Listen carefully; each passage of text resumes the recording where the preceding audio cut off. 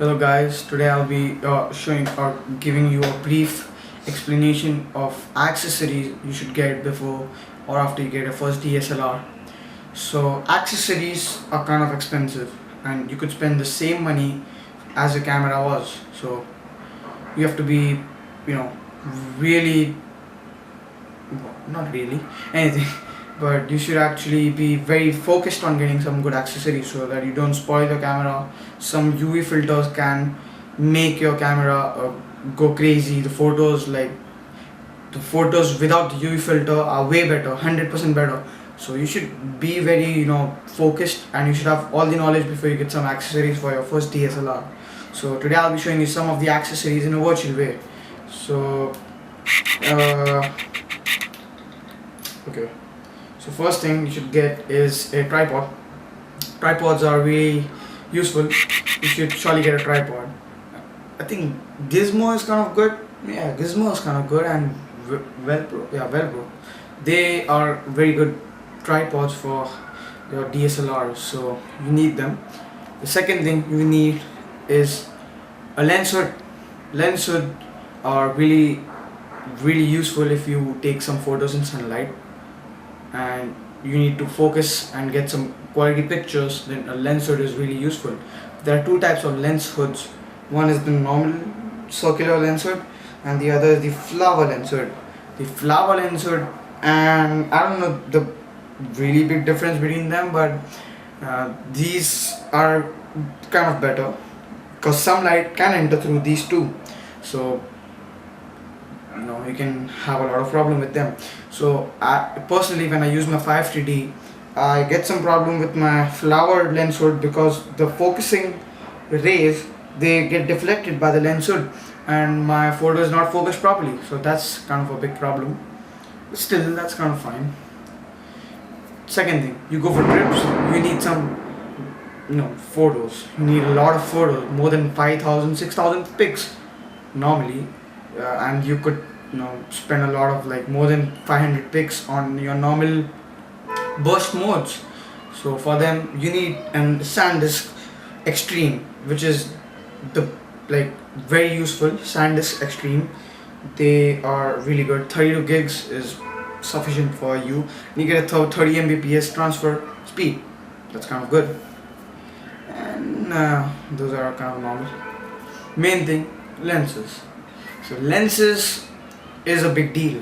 It's like you're spending the same money as the same cost of a camera. Lenses, you should have a proper knowledge of them. You can't just get any lens and tell this is an awesome lens for me. It depends upon a need.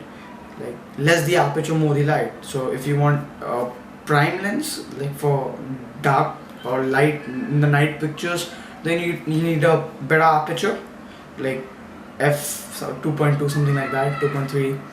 Lower the aperture, better the light, more the photo.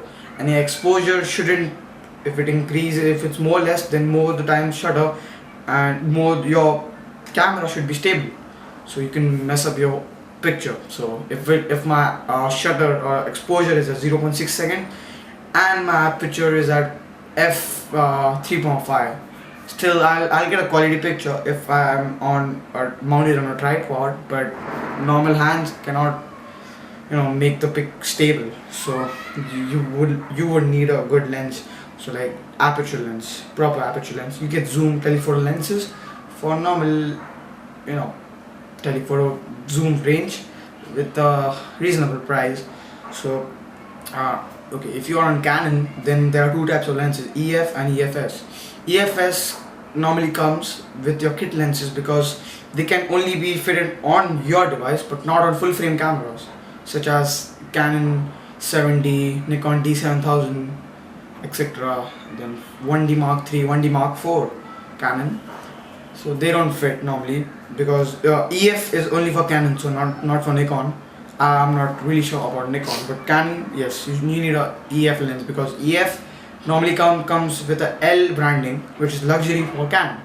So those are kind of good.